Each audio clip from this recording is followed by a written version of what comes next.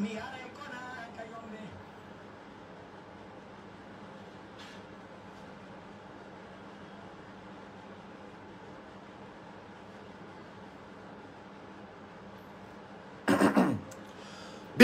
et bienvenue, chers Guinéens. Bonsoir. Pai Kounsare, Ngal Pai Ngal Labangal, Nantungalinde, Pai Ngal Nandaide Apaile. Partagez au maximum. Voilà, bien sûr, Muel Tanodo, lieutenant-colonel Doumbouya, l'homme fort de la capitale, l'homme fort du pays. Donc, on dit, Allah no depuis commerçant, escorobe, et der sare la Guinée. Kono si Allah jabi ko sali no don wallude combat o ana fewndo do araton fanjinkino don mari fere. Je vous parle à la connaissance des courses. Je vous parle à la connaissance des sources. Onon be commerçant be hawti be do mottindiri buudi wono yaade wala na colonel lieutenant colonel Doumbouya cadeau.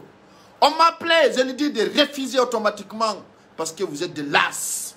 Vous êtes que des personnes non reconnaissantes de votre communauté. Vous êtes que des escrocs. Quand nous on bafou yagal, quand nous on escroc yagal, les commerçants ont fait un collectif pour aller, voilà bien sûr remercier et dire, quand nous naviguons yagal non. Les commerçants. Réfléchissez. Sinon on va mettre 20 sur vos tasses. Ben aussi coudé, ils ont fait, je vous dis, le pays est contrôlé. Quand nos commerçants johande, how torta, il n'a kanyung, il n'a welti, il y a des contribuants boudi, John le lieutenant colonel Doumbouya, mais de tertier dum. On tertoto dum parce qu'on a la nano. Fait on Alpha Condé wada ino dictateur yagal kongal, on ferme au magasin du monde. On a la nano. Feondo bandi aganga reni kander lady yo maru bien du monde on jabali. Donc je vous rappelle, colonel Doumbouya n'est pas un matérialiste. Il n'a pas besoin de votre argent. Il a besoin d'un changement. Volonté jeunesse on woni ko fala. Donc on birdi mon on moba idunda on konabiron. On a tête dungalmon et hit dungalmon. On est commerçant. Bien sûr, c'est moi qui l'a dit de refuser. Parce que ça, c'est l'égoïsme. C'est ça qu'on appelle un escroc, un satan. Tu as quel kilo de dire voilà, mais il des contributions, mais il y a le lieutenant colonel Doumbouya. On a eu mon maison centrale pendant des mois, pendant des années. Est-ce qu'on a des contributions à l'Ugolben? Il y a mon maison centrale est sirété. Est-ce qu'il y a un collectif? On ino ya wallombe commerçant ngo ina afijoy ko fi o kali yitemo ko fi o kali kurale mon ko do woni ngal escroc yagal j'ai mis alerte à Baouri on te met à garde Baouri o mi ala ni o ko doguno ko do yahi o ni mo fala yidu de lieutenant colonel Doumbouya o yande article ay lieutenant colonel Doumbouya jabali be wada face en face. Je vous dis, ce n'est pas un politicien. C'est un politicien raté. C'est merdant. Baouri que vous voyez. On a dit, il ne veut jamais que ce pays change. Comment la table, opposition. Comment la table, quoi du gol pénal. Comment Baouri peut dire, voilà, normalement, le lieutenant-colonel Doumbouya doit faire 2 ans. Est-ce qu'il a dit, il est là pour être au pouvoir? On andi jama pour be won de satan ngende leydi ndi fulbe futa gono tawa kono ino arede kono Baouri uditirta sombere mum neddo mo meda dirigeant de la Guinée hay chef secteur. Il n'a jamais été même chef secteur ni chef de quartier. Il n'a jamais été un chef de quartier ni chef secteur ni sous-préfet hay région olamaki depuis o niko opposant. Il n'a jamais dirigé même un sous-préfecture. Et il se lève aujourd'hui pour dire voilà, parce que ça sonne mal. Il dit bon, nous ce qu'on voit, pour que ça passe bien, les militaires doivent faire 2 ans au pouvoir. Vous pensez que vous allez ridiculer ce pays? Vous pensez que les militaires est là pour dire voilà, nous on a besoin de manger de l'argent? Non, non, non, non, non, non, non, non, non. Ça ne marchera pas. on tertoto ɗum on wallinayi ɗum e leydi ɗen penale mon marsata koy son watti sigadi yewtereji kadi on va faire mandat d'arrêt contre vous et puis on va foutre en prison ko ono woni gañoɓe leydi ndin ono woni yimɓe ɓe tawata duwa ka teddungal onon ko neɓuno ko neeɓi tawata ɗimmoɓe mom ɓe wattuɗon lit hino soka maître central hino soka sirete mettata on kono ƴettugol otoje mon seeka ha ka camp militaire makko e inno golla non minen meɗen faala e waɗu 2 ans ka pouvoir tout que ça va être transparente arana sabu no mi seebula noon par ce que ko yimɓe ɓe ala système yimɓe ɓe ala stratégie yimɓe ɓe ala ko musata ɗum donc on te met à garde Bahouri gare à toi de répéter ces bêtises pareilles là on va te détasser un imbécile comme toi comme ça qui se lève voilà on appelle les il n'a qu'à faire 2 ans 2 ans kana ono ɗon sikkude o ko addimo ɗo ko jooɗagol e laamu o ari o wolani yimɓe ɓen ko ɗum men wiiɓe ko ɗum ɗo men wolanno c'est pour cela à chaque moment que je parle à mon lieutenant je lui dis d'être vigilant à ces bandits délinquants ils n'ont pas là pour que la Guinée change ils sont là pour un règlement de compte enno sikkude ɗum Marseille kale ɗo ɗum lanni les règlements de compte les dires des ethnies. Ça, c'est terminé dans ce pays. Tout un Guinéen qui se dit, voilà, telle personne est maninquée, telle personne est peule. Mais ça ne marchera pas avec nous, la nouvelle génération.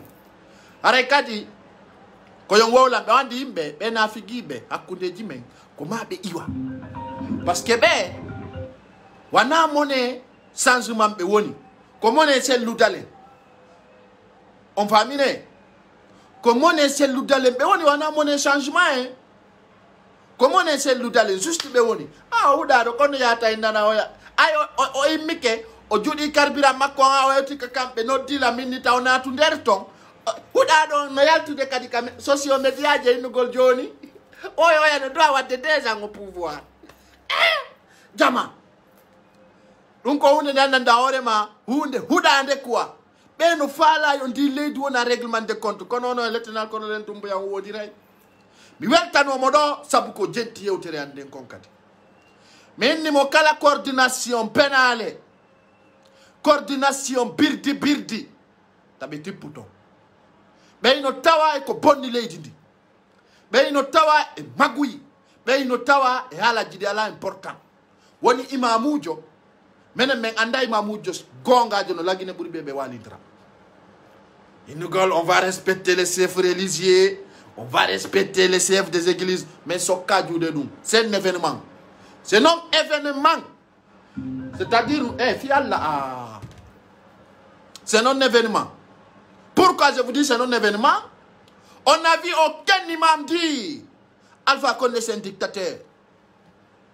On n'a vu aucun, je dis, aucun imam n'a dit dans ce pays ce qu'Alpha Condé est en train de faire, c'est pas normal. On n'a pas vu aucune sage de se lever dire les personnes qui se trouvent en prison, c'est illégal. C'est pas normal, on ne doit pas emprisonner des gens. Malgré tout, on a tué des innocents. On a emprisonné des innocents. Et comment une coordination peut se lever de voir que voilà, nous on vient laisser le lieutenant-colonel Doumbouya parce qu'il est de cancan. Détrompez-vous. Détrompez-vous de cela. Dire qu'il est de cancan ou de qui ce soit. Donc, on peine à les marsata. Hein? Il est guinéen. Il est là pour nous servir. Il est là pour organiser les vraies élections. Ce n'est pas le mafia. Ça ne marchera pas. Donc, non, c'est normal. C'est normal, c'est guinéen. C'est vraiment, c'est normal. Yimbe douaka, Yaoudé, il n'a pas de rappel à Nord. Donc, il s'est pas égaux. On sous-sali wa de Gol Alpha Condé rappel à Nord. Ça peut égaux 11 ans. Alpha Condé est en train de traîner sur notre dos. Il nous tourne dans la farine et personne parmi vous n'a osé de dire ah! Allah ko commerce en bébé ngala nakado. On a tout dit. Matin comme soir. Allah ko alaka. Be ko haju be. Ara jama. Weltano de lieutenant-colonel Doumbouya d'avoir refusé les coordinations d'aller les rencontrer. Si vous voyez aujourd'hui les sages, les coordinations, bien sûr, mais pas le respect de tête dungangal do ko kambe wadi.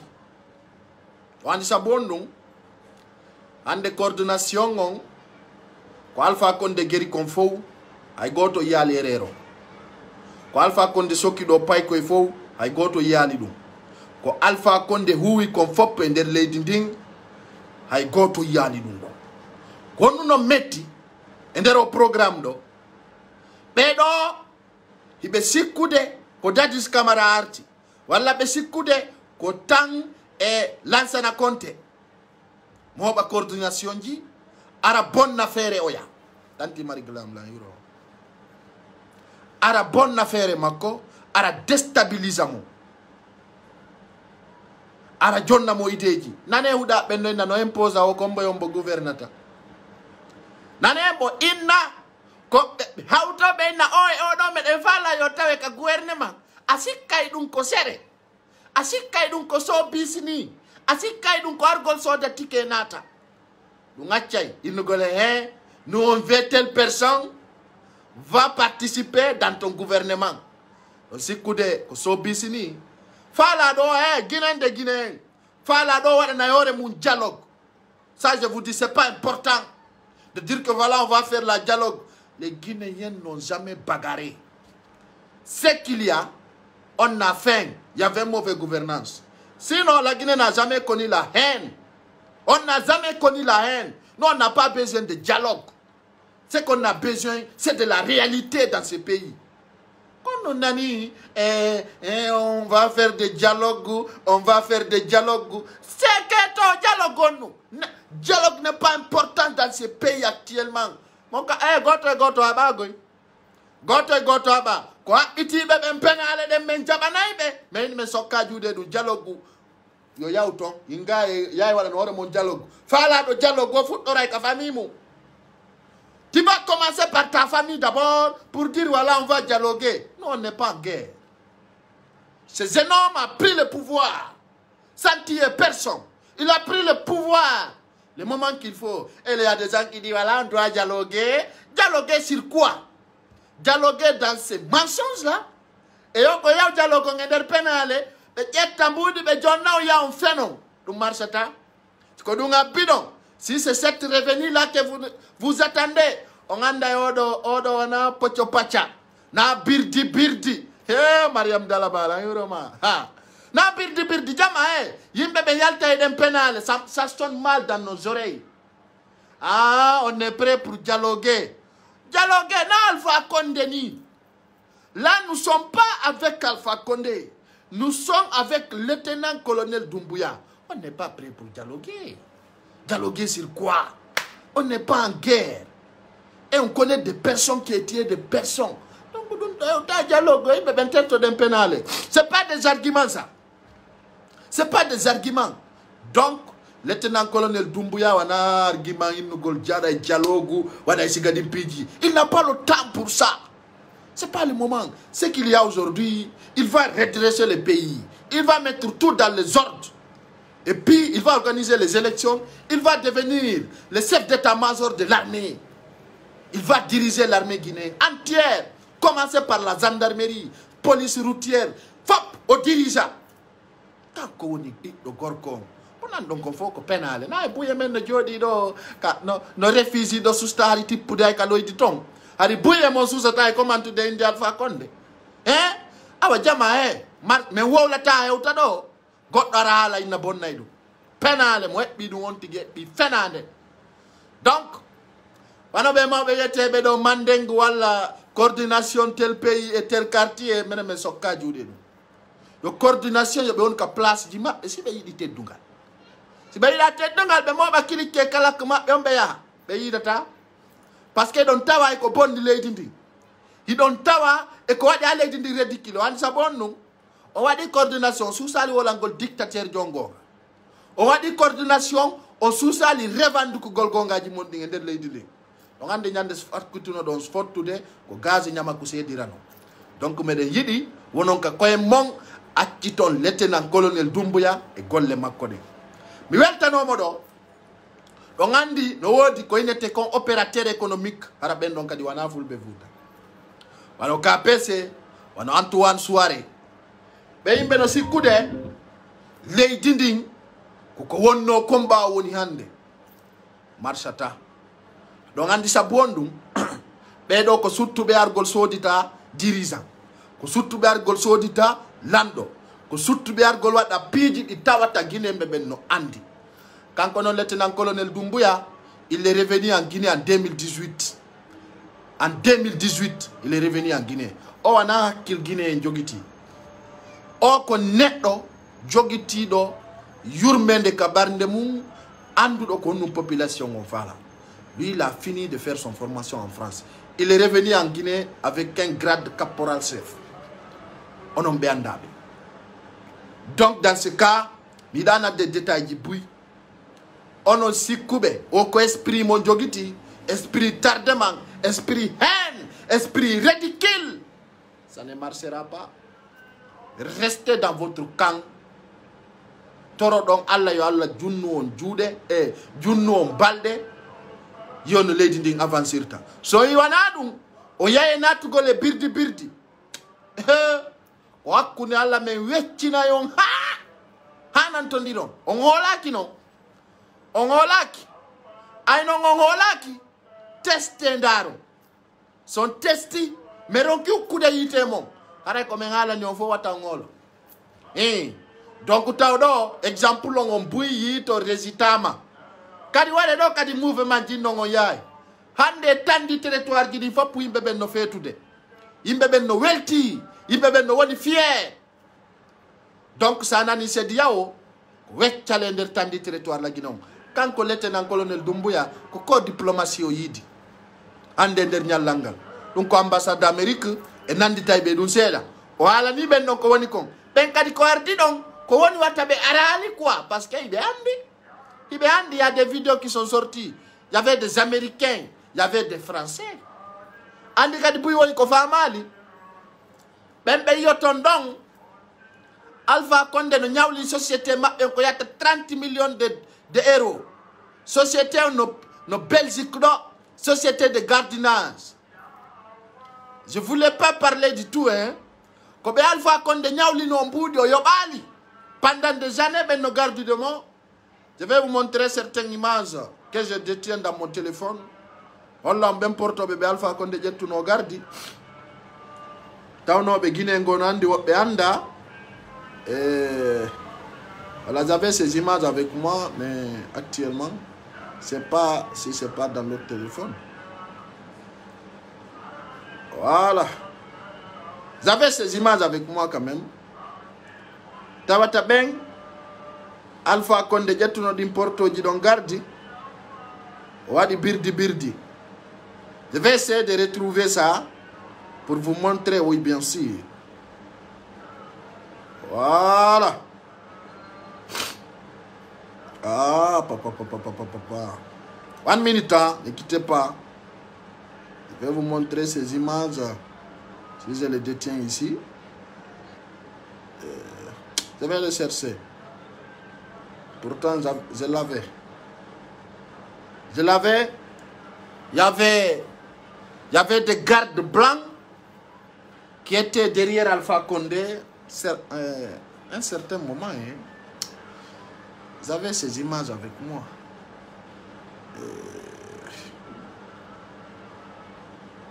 J'avais ces images avec moi. Et en fait, c'est blanc. Alpha Condé no douanobe. Alpha Condé no douanobe mboudi. Moja. Be majobe tu noddala ngara anda programme ben don kayno fiddinani akuni Allah. Mais mi dabita image jidi mi adana on. Ça n'aura doute. Je vais les retrouver Inch'Allah. Je vais les envoyer. Vous allez les voir. En ce moment, Alpha Condé était gardé par des blancs. Akenako Beuno.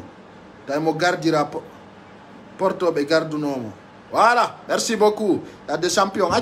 Non, ça a donné l'image. N'appelez pas, sinon vous allez m'interrompre. Voilà. oy porto ben vous avez vu porto be garduno be Alpha Condé ben mo duano société be mbudi on yibe ka parce que no wodi wobbe be anda ko no woni feƴƴude on fami non Allah no on yibe ka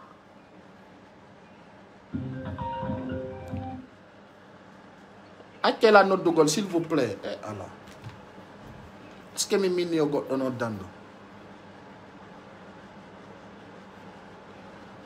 bien kono waɗi si mi holli on tun o image ɗo c'est juste pour vous rassurer Alpha Condé no doit no société ɓeɗo mbuuɗi fo non no andi on a déjà parlé ça aux étoiles les réseaux sociaux ɓe imo duwanoɓe allô ok merci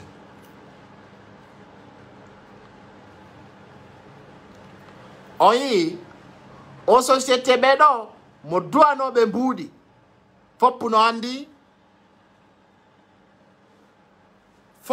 andi on programme ɗon hara wana birdi donc ko nano ton ɗo sedi yawo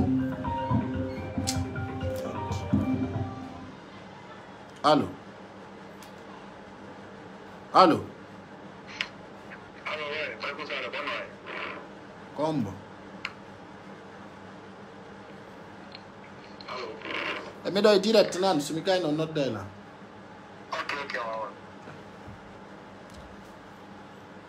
e bandiɓe ɗo foppu no andi ko honno kamɓe Alpha Condé ɓe sakkitori o martinno guinéɓe ɓe o addoy o société gardiennage ɗo o waɗi ɓawo makko ɓeɗo noon hiɓe tawano e ko waɗi programme ɗum ɗon kadi yo laaɓan on foppu moɗon ko woni kon foppu laaɓay ko woni kon foppu min addanayi on détail ji e nder mum noon lieutenant colonel Doumbouya holli ala wawɗo ittude Alpha Condé e nder la Guinée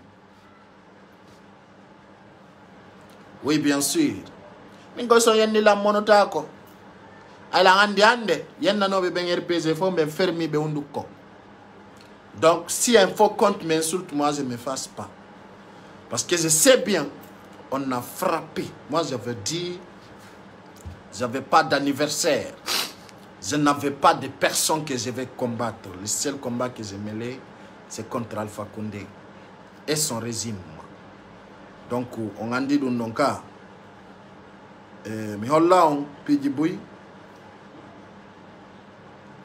buy no ton o tawata welo no wadde telen kam sara boke ayo non ko sama kala won don ndare do jama événement weltare e nder boke ndare jama no welti e nder boke foppu no jondidiri juuɗe wiide ko lieutenant colonel Doumbouya ko pullo Fuuta tun lutti e nde sikkitare ɗo ha sakkito mi fulɓe gono enna menen ɓen olaki mo weltano ɗo modi sori ka CIFD ɓe holli ɓe weltani colonel lieutenant Doumbouya ay nde yewtere c'est ça ko ɗum woni yewtere moko ba dare ɗo hande kam sare fof no welti na fi courant wona sofodirede ton so dari hande modi sori bari holli e ngol laawol ngol tawata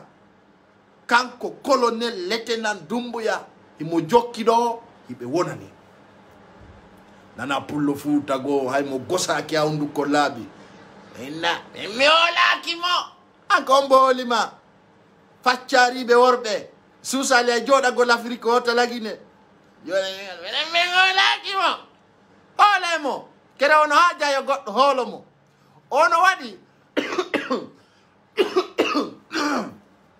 ono waɗi fi yo Afrique fo hoolo mo il n'a pas besoin de dire que yo goɗɗo hoolo mo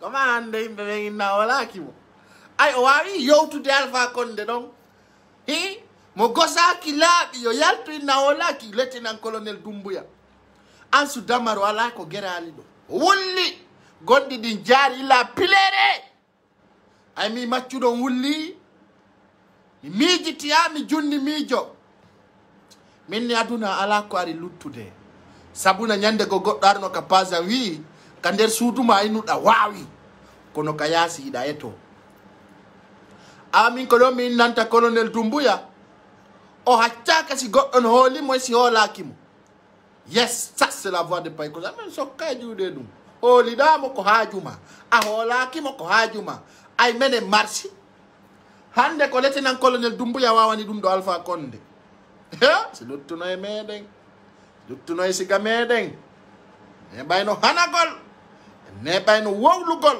en ne ɓayno jonnugol expérience mo marsa tawno luttuno hande tawno luttuno hande e siga woɓɓe gono woodi harayno ni hiɗen tampi tampere siga goo tampere tawore kadi ino hawni Alpha Condé no ñaama imo ama hôtel Noum holla on ɗo vidéo ji mum yo ayi woɓɓe no ga kamɓe kadi désordre no wela ɓe trop moƴƴa noon désordre no wela ɓe ha e kele menen mi yiɗa o désordre Alpha Condé himo ñaama ka weli ama ton womo weltani lettinan colonel Doumbouya mi holla on ɗo feƴƴe ha voilà min on ɗo yo accu noddugol am par ce que wona débat ouverte mi waɗi ɗo ay noon on jaɓata tuma on tigi wolani on ko welata o wona no o yiɗo Alpha Condé hande ko e pilenti ngo ñamta c'est un prisonnier hande imo ka hôtel mo ñama gâteau mo ñama ton gâteau ama mi holla on joni kadi ka woni amude donc menen Guinéen men landaki CEDEAO men landaki Union européen men landaki Union africain menen men wi men jogantore men Alpha Condé parce que on alano walluɗen men jogagol mo pendant 11 ans nafigi yagal e escoro yagal ko Allah meƴƴe e Union africain ko on ala de escoro yagal ko Allah ko ɗum ko anda min ni o ya yilto taw Oumar Sissoko Embalo ɗinni o yilto ka leydi ton parce que taw koma min anda si tawi o natino ka kilan CEDEAO e so natalto o holli noon kanko o holli kanko Oumar Sissoko Embalo sen événement kanko kondanata ko feƴƴi kon lagine bindi mo yoɓe seeran mo garda mum siko kanko jogiti ara meɗen wontidi e makko kono so naati e formation Union africain o men jaɓantamo menen hay goto arta lagine inna men koye men itto Alpha Condé men jonnitamo ɗum nantaki mukko lieutenant colonel Doumbouya écoute attentivement Alpha Condé c'est un bandit délinquant international. Alpha Condé est capable de tout. Tu connais son histoire. C'est pas la peine de t'expliquer. Donc, quel que soit Pédix, quelles que soient les circonstances, il ne faut jamais laisser Alpha Condé aller. Si comme vous dites au fala, mais John si ko comprimé paracétamol leki musore men jonnamo si ko efragam men jonnamo kala comprimé de o fala men jonnamo on fami ka kono lagine don yo won don lagine don ko yo wonu don parce que ko bandijo weltano do letinan colonel Doumbouya himo limosi bandijo si mi wali ke mi fini mi anditi on itta may laamu mi andita kadi ko mérite o ko ɓaarede darne kam babba ɓaare on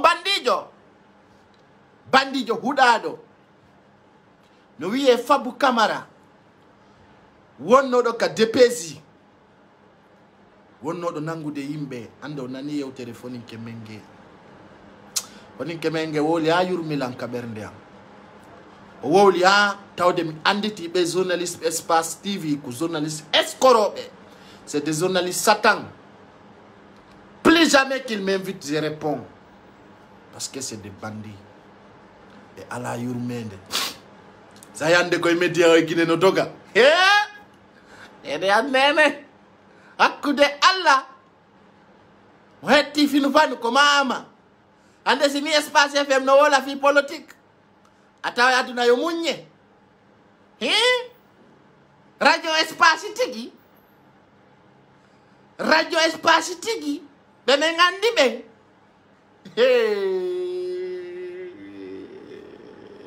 otan min kono alla wadi kon torti alla wadi ginengolakio ay mi me yimbe ko mebata ko mbebata sina fo ninke menge be invité parce que c'est de Satan. C'est de Satan. Kono ande labaniyon ala ko wawa do wawi kono no wodi ko waw do wawi min gon do Espace FM meden yarlondiri parce que be e pose ana goddo question non Daniel ando kumpay ko inete ko grenade. Appelez-moi lui, il vient ici, je vais lui demander quelque chose. Un Alpha Condé ko ba bemma ka. Ande kadi yalti ka mediaji Alpha Condé ko bemma. Aïnou Alpha Condé c'est ton père. C'est Loudalen c'est ton ennemi. Ko adani mi photo makko ko nganya tawore wadani. Ne wonami. Do nyakata goro. Jama, ne faut jamais te presser dans la vie. Mino kadi, paingan janda redual, paingangal jude jane, kangal lenyelo ibeya. O kanko ande kadi FDC sodnali mo auto, FDC sodnali mo moto. O kanko ande kadi kala notudo mo. Woni fi FDC o yenna mo nene awata yejjutude. Fono jogita. Et puis min ko wel dom mi do wadi ay video jo yeddata. On yeddata. Donc, piji buydi ananda horema. Piji buydi ananda horema, ça reste dans l'histoire. Den jogiti no winda do mi ay woni lagine. Lagine mi ay woni ko fizi wal mi yarta. Tipo. Tawon kay ko no woniri jama. Mo kala de ni sitata ko wadi ko. Hay goto ni sitata ko wawli ko sa wawli ay titata sa wawli afirtata sa wo tu vas pas effacer ce que tu as écrit tu vas rendre ton brouillon amoni yo colonel lieutenant Dumbo ara ino Alpha Condé be nyamminde mo o hara o nyamay o yejjita no wiyete o nyamay oyi ko gato ngoto e plateau oyine donc holland taw Alpha Condé woni amude donc yo waw yiwde ando way mo tonge jang mo nyaamude mo yarde hino korono ama ton be amina mo ton be mi hollon ko mapi ko amini tanger pese mapi koro kan no nyaamude ama mo amande colonel Dumbuya France 24 susta yaltinde dum kala ino do kansen video i dampet koro holli kanyo ngadna mum o lutti e nyama ama hino be mi hollon Koro Condé la fête continue en Guinée. Aha kamapi eyo koro no amude ko kanyu eyo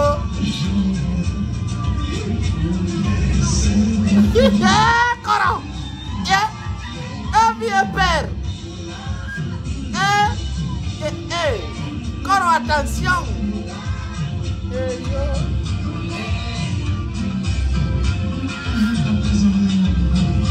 Alpha Condé o fala doyo maya ngore mu kanko o hebi gato mo nyamude o hara o ama kanko ko dum o haccaka RPC o mo weltani lieutenant colonel Dumbuya ko itti mo don warali mo abbe mi holla onde mo jayon korono amude himo woni himo welti himo nyami gato hibe naadi mo nder hoteli mo ama o yi kanko yewtata e goto himo amude himo nyamude o hara o dansa ko dum woni susi makko ngay no dare do o yi kanko Allah jarama be warali ngay no dare la fête continue là-bas on yi kan on yi imbe be non kambe be rondi désordre trop même e noddata la ñallal ngal fof ko tuma ɓe yilan ɗo wola feƴƴinande yimɓe ɓen ko fewndi ko Saare Conakry e daro e noddugol lango sa droite.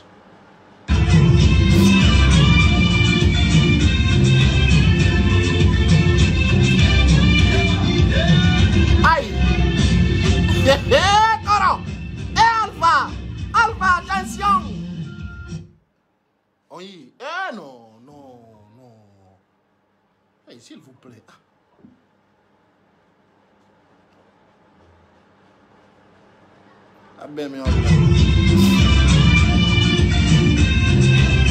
Bomba money.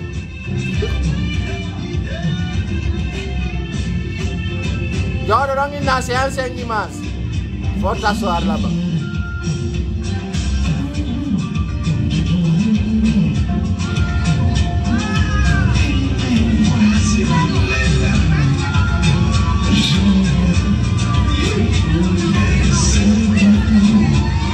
Alpha Condé no amat dong.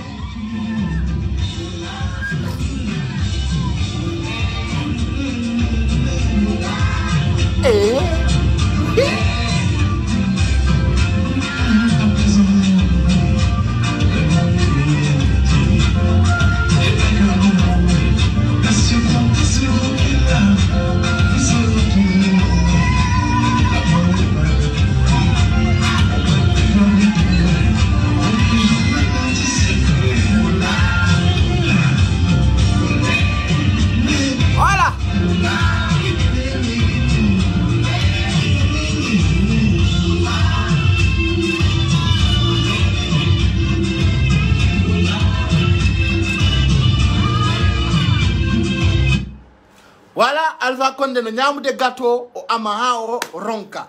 Donc moi ni Alpha Condé c'est on aura besoin on tigali fenande Alpha Condé là dans une bonne situation. Donc yo dundo laba ngom poste Alpha Condé mo bonne situation ibe jogiti mo hôtel num mo ñamude. Donc dundo yo laba ngom poy do kadi dawa ino de conseil imaginer. Hein, tu peux le dire? Tu peux le dire ici encore? Hein? Dans le cas de conseil immense. Faut le dire. Hein? Dans le cas de conseil immense. Tu peux le dire. Donc la fête continue. Il est très content pour son fils, lieutenant-colonel Doumbouya. Il danse là-bas, il mange. Il dit voilà, la Guinée continue le schéma. Et très bien. Donc on wonderton kagoto natu e birdi birdi. Hara jama wombe landar de osaido. Foppu no weltana donc mi andintinna on ɗo mi holla on ɗo souvenir Corboya ndaron ɗo ha junani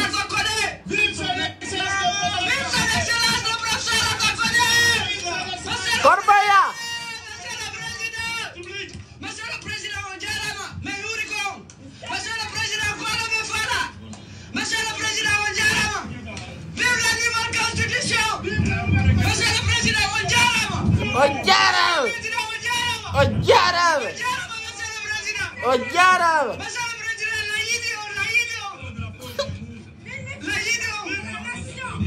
Ok. Monsieur le Président, Alpha Condé Kamama, vive la nouvelle constitution! Vive la nouvelle constitution! Vive la 4e République! Vive le professeur Alpha Condé! Ha ha! No Daniela non Corboya warado. Corboya, il a dit Alpha Condé petit ferme ta bouche. Awa ɗum ɗo holli jama on ko laaɓi kon e nder leydi ndin. O yiwano oɗo ko hunde nde andanda hoore ma, hunde existude, hunde tawore ko wonde clair e nder leydi ndin tawata ɓeɗo produise no fi wallitagol Alpha Condé penale makko ɗe. Kono hande hiɓe waɗi bouche bée. Hande hiɓe waɗi bouche bée. Menen meɗe weltani lieutenant colonel Doumbouya. C'est l'homme fort du pays. L'homme fort du pays. Il n'est pas comme d'autres. Donc, il y a une femme. Hande. C'est Ousmane Nielo Ifanki. C'est grâce à lieutenant colonel Doumbouya. Weltano malondo findu bandiru ndo itani mendo. Di bandiji. Wonnodi. Pusu de Nielo. Wadu sigadi piji do. Wano Fabu Kamara. Donc andi on bandi jodon ko neɗɗo mo anduɗon e tawanoɗo ka DPG tawanoɗo kadi e wongol kinapugol yimɓe ɓen nanga jama on tanti rasidacce jallugol wonde oɗo puusugol yimɓe ɓen o faami ka donc ka DPG on andi ko ɗon ɓe rewnayno jama on ɓe sokoya ɓe ɓe nawa ɓe ka dépôt d'arrêt donc yimɓe ɓen andi ɗum ɗon hande ko honno wonno feƴƴirde telen ka DPG on yi ko feƴƴi ɗon kon donc Allah waɗi o ittani en ɗum bandiru ɗon adjoint jo makko on kadi on ɗon maayi joni noon komi torotomo ɗo kadi wala bien sûr komi toroto ɗo lieutenant colonel Doumbouya no lutti bandiji ɗiɗi ɗi fala ya itta nan quoi ɗum ɗon ko volonté am mi fala ya ittuɓe mi fala ya ittuɓe actuellement ayndu innetendu Bafoy wata miijito ittumo direct woko directeur de la police nationale torikema fattikema fi Allah yewtanammo de non ɓe fof yewtanomago e miijo an yewtanam Bafoy yewtane alan Fabou Camara on ɗon a yewtimo déjà yewtanalan ndu ministre de sécurité wiyetendu Albert Damantan Camara yewtanandu yewtanami noon le haut commandement de la gendarmerie nationale wiyetendu ɗum Ibrahima Diallo Ibrahima Ba la gendarmerie on kadi ittumo s'il parle mi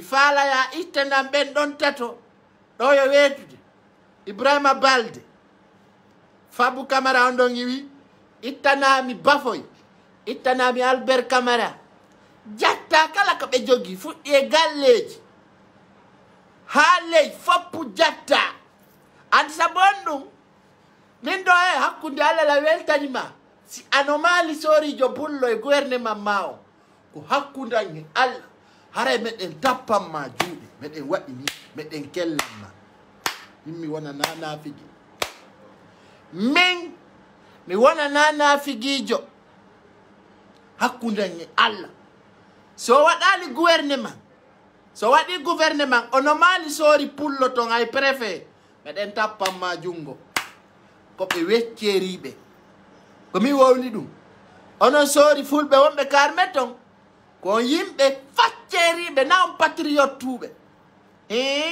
Allah mi torike ma Allah mi fattike Allah ko satti ɓili o Allah watta o nomu pullo Fuuta goto karme ton o andi sabonnu on dari ke duuɓi sappo e go leñol mon no ware leñol mon no piye iɗon inna ɗon c'est bien fait joni noon si ari tawi laamu ari ɓeya combatiya en dike nana noon ɓenna ɓe yiɗa en kon nafu ɗon honɗum nafu ɗon sina falagol pinkaje daro e nangue uddita hunduko mum mi yiɓe labbe ɓen no wulla ɗo pay ko innete ko Abdoulaye Balde kako Abdoulaye Ba o nene makko no wulla ton ɓiɗɗo man on himo wawno yaltinde men e tampere kum pay kum pulum mi anda ko lettenan honno Abdoulaye pay kum pulum wara kum defandude Alpha Condé ɓe la kirɗi nana bataillon no arde na defanda yiite c'est petit kala on pullo jokkunoɗo Alpha Condé ore escoro yakal ɓe joɗɗinante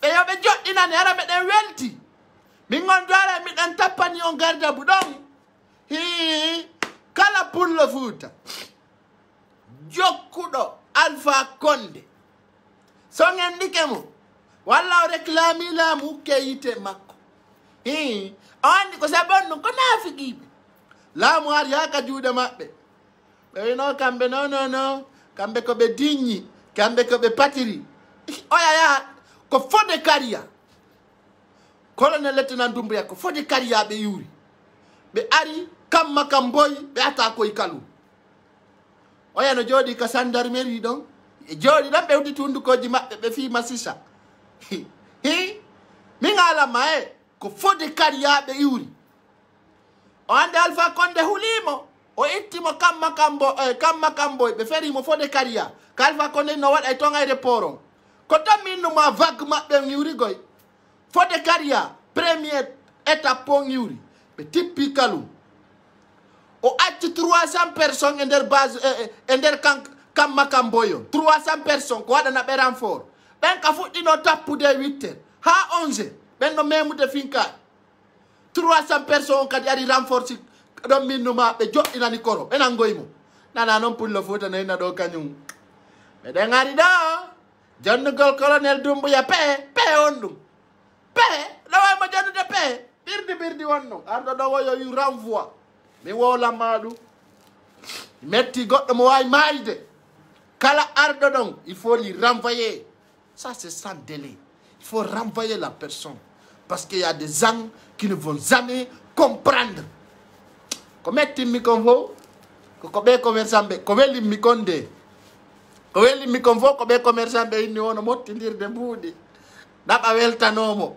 o salli jama nafiki si fentama koyo jama on kellu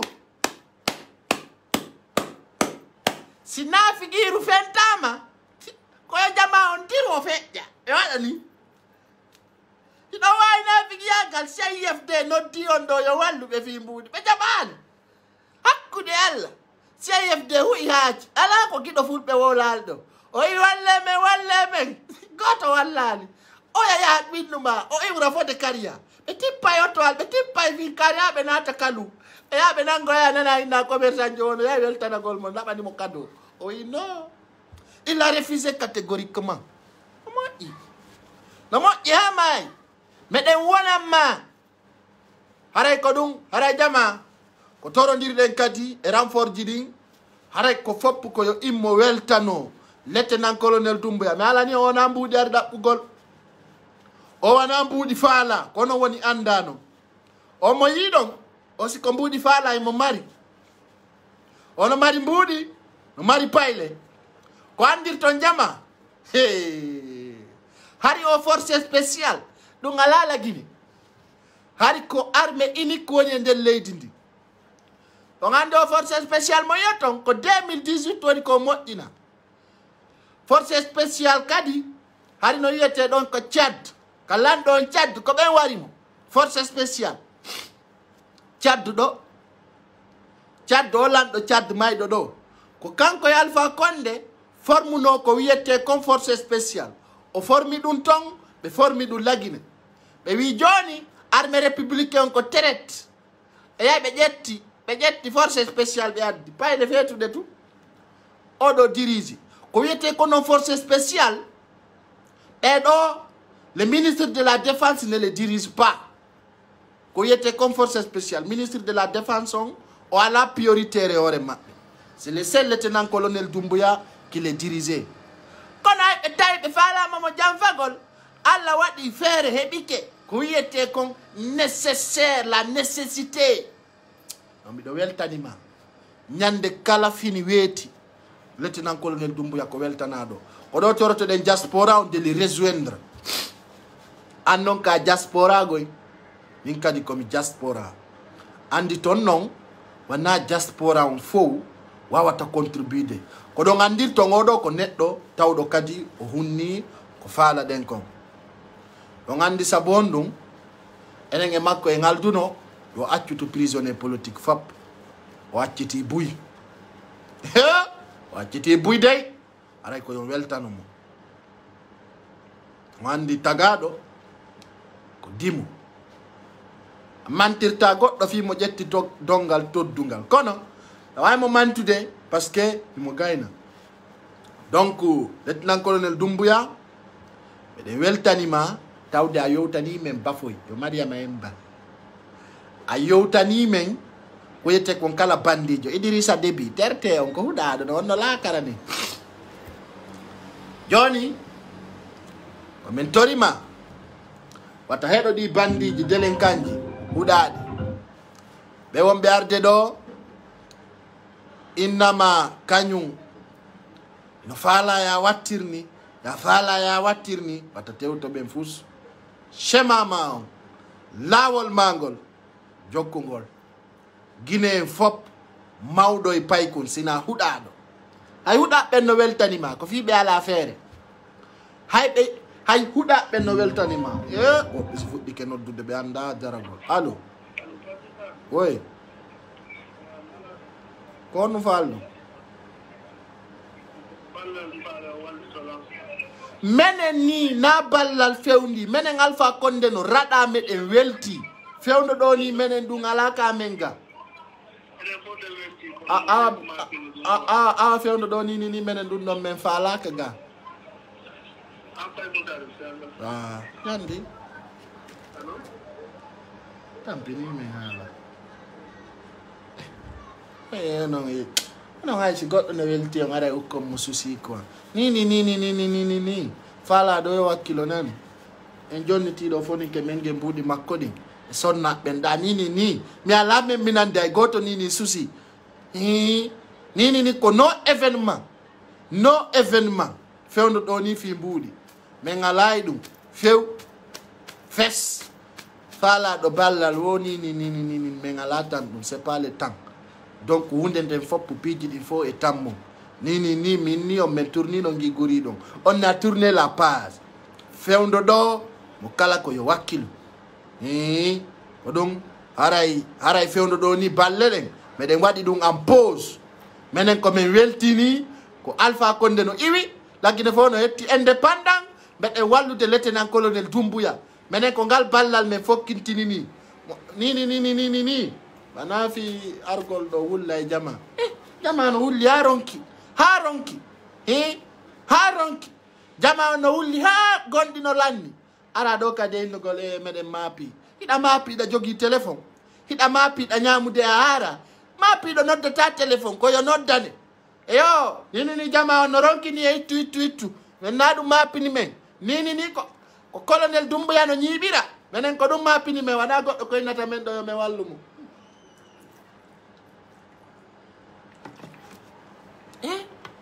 mi on ngaldinayla acce ɓe yadnallah fof no woni firi kamɓe ɓe aray ɗon ɓe toro ene nani ɗum ni aninamen de acce mi yaa fewndo ɗo ga ayɗo gandi yiɗno wonen seeɗa kono i piiji ɗo ni won jogitiɗo téléphone no noddude mi falaka ɗin piiji ni wallo min kadi wallela no mi wallira lieutenant colonel Doumbouya min ko ɗum mi faala ni kala anduɗo no yiɗiɗa ƴettu photo lieutenant colonel Doumbouya waɗanammi ka compte makko min ko ɗum mi tori min na on pocco paccare kadi sinnama élection pan kala ka wonɗa e hoore leydi ndin tippita lagine hewta gollen minen ko ɗum anini men kono wigol ni joguiɗo téléphone e toragol nen seedi e ɗum Allah ittimen e toragol fewndo ɗo minen leydi ndin sansi fof koyo yaw wakkilo ko tampunoɓe fella hela ko ɓen men yata min ɗaɓɓita min holla lieutenant colonel Doumbouya wallitoɓe donc minen ko ɗum anni min wona ni o pocco pacca min ronki ɗum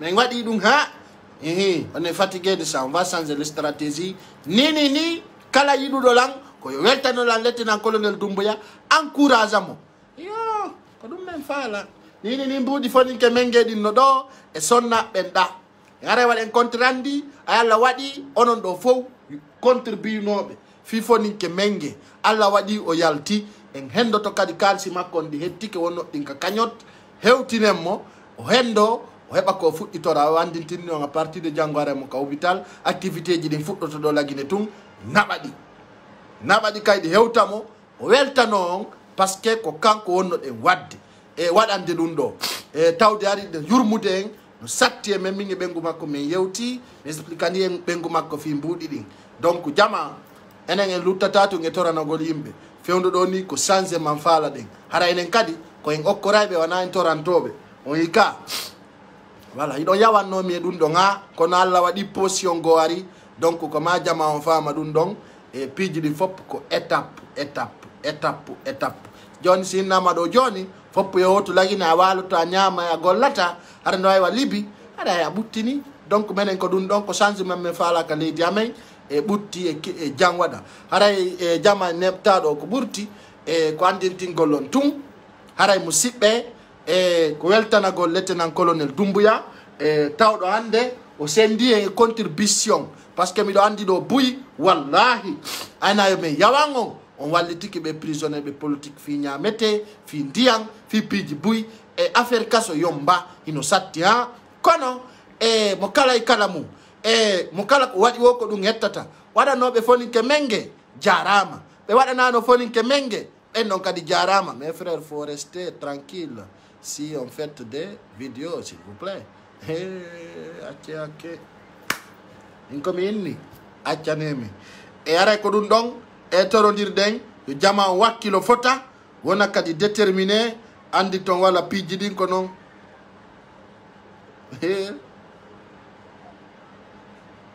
ministre ji ɗin no wuggo fuɗɗi taw on va mika aray ko ɗum torondirɗen koyo fop wonu freedom wona happy andi ton kadi ala ko ari luttude sina muyde Allah ɗen e so inni min mi neyaki ono neyiɓe ɓen yo Allah tawara ko ɗum hiɗo neyi hiɗon woni bien needi mon ndin e wasere needi anden no gasa ko wasere needi anden ɓuuri huttude needi mon ndin ay min mi yaali nafa needi mon needi mon fu si nafaali men lorru men tum votre éducation là n'a rien rapporté à nos Guinéens donc ce que je vois moi je ne vois rien dans ça votre éducation goɗɗo wolna on gonga tuyo on tiguinéaki ko ɗum fodduɗon votre éducation moi je vois rien dans ça éducation mon nafalan fus i wasere nedi ande nafilan min de wasere nedi ando vraiment very good aray ko ɗum alduɗen jama e saji ɗin fop e nokkeli ɗin en wawa vraiment waɗude no labira aray komi andintinta on tun ñeelo e dosi mo yaltude ni ko peri ko woni hippade nagine muñe ala ko ari luttude e saare nde donc c'est ça e ko ɗum tumi torto on ko wonugol efficace rester connecté les informations arrivent tout le temps toroɗo lieutenant colonel Doumbouya déjà mi weltanike mo moƴƴa ka jaɓali yidugol kon e ɗi coordination ji ko yimɓe ɓe andanda vraiment c'est pas la peine ko refuse uɗa ko ɗo commerçant ɓe ɓen ɗon kadi meɗen bigopuma meɗen weltanima tawde hande commerçant ɓe ɓen ko a yimɓe maɓɓe ɓen ɓe yiɗa hayɓe ɓe yeyata produit ɓen ɓe yiɗa donc ça c'est un bon acte e mi weltanuma kadi saabu ko accutuɗa prisonnier politique fop e la weltanima ɗum ɗon toro kadi yimɓe ɓen ɓeydugol photo ji ɗin ka saare kono woni photo ji ɗin ko waɗugol photo ji makko e saare nde moƴƴa noon kala ka yaaru ɗon waɗon photo lieutenant colonel Doumbouya haray noon mi andintinna ɗo force spécial ko hakkunde e Allah la gandi juɓɓe reeda e ɗe balɗe Conakry ɗo très bien ay no laaɓaninmi rewɓe yiɗi menen force spécial ko message mi sakkitoto jonnugol ɗo simi waynito haray jiwɓe wonɓe landarde ɗo lagine mi andigoy on lanni yiɗugol force spécial ko gonga mo kono ɓe ko waɗuɓe formation ndeni si ɓe endikema ɓe réglima tun a hetta e résultat ko photocopie ala ko photo minute haray noon mi yiɗa welta ɗon ha bonno on faami haray jiwɓe komi tori on o andi min mi waɗa on alerte affaire ɗon on rene ka force spécial nani son renaki ko hakkude Allah ɓe régila on ara ala ko pleño ɗon ay ko menen woni laamu ngu min pleño goɗɗo si pleñike do haray kañum andi mi yon y aura beaucoup de filles enceintes à Conakry parce que actuellement les belles filles de la capitale est amoureuse des forces spéciales. Maintenant, pour ne pas enceinter beaucoup de filles, je mets à rappel les femmes de la Guinée d'être très méfiants. Si vous ne méfiez pas là, ils vont taper et il n'y aura pas de conséquences. C'est leur chef qui est le président de la République. Donc, si mi haalni on e français mi haalani on e pular wallahi billahi tallahi ɓiɓɓe soori heɓe to joni e saare nden ko mi yiiɗo kon ko Allah hollinmi ko andi min kala ko mi yi mi wowlay ayde mo wolali gonga wolay fenande haray ɗo jiwoy koye yoɓe wattu ila nani sina ɗum doore ko yiiɗo wo ko noon waɗi ɗum ɗon hakkude Allah ko fenani on yii force spécial birdi alani bisu ino dogude sande minnuma ko sans frontière hari sori on susta battondirde population o yii haray ko ɗum ino weltodirana taw jalanno o andi min sori min mi accanta o mi accanta lamɓe ɓen mi accanta opposition o mi accanta artiste o min ko fof kala dérapuɗo mi wolanamo kala derayiɗo mi wolanamo kala wolɗo gonga mi jokka mo donc kono ko min woni yiide ɗo ko ɓe tiggaje ɗe watti nunnade ɓe casquettiji ɗi he awa do minen ɗo min yiɗaden naboji ɓurtuɗi ɗin no en wallidira ha bonana ɗum ɗo mi fanki mi fusi mi wolali on wiya noon ñande go pay ko sare wowluno andi ko noon woni fi aduna jiwɓe ɓen koyo ɓe reeno moƴƴa e force spécial o hiɗen yiɗi ɓe koy hay nini sikomi jiyo haray ɓe an polan toon ni hay nini miɗo toon kono naya jaɓuɓe an poma ɓe bonnanama kadi ɗum ɗon haray ko teddugal e mon e haray ko ɗum halduɗen nani e haray musidɓe on yaafuto noon si metti on haray noon ko andintingol on ko fewndi kon haray ka tigi e si en arduno ha ɗo so yi ko weli on e ko metti on fof on yaafoto haray e yitide janggo e 20 heures sallah on jaɓi haray koye goto je vous embarrasse. Et les jeunes filles de la capitale, n'oubliez pas, nous sommes tellement amoureux. Voilà, des forces spéciales. Mais il ne faut pas donner. Quand tu donnes seulement, tu vas avoir les problèmes. Hein? Et puis, voilà, c'est ça. Merci, lieutenant-colonel Doumbouya. Au revoir. Bye bye. Je vous embarrasse.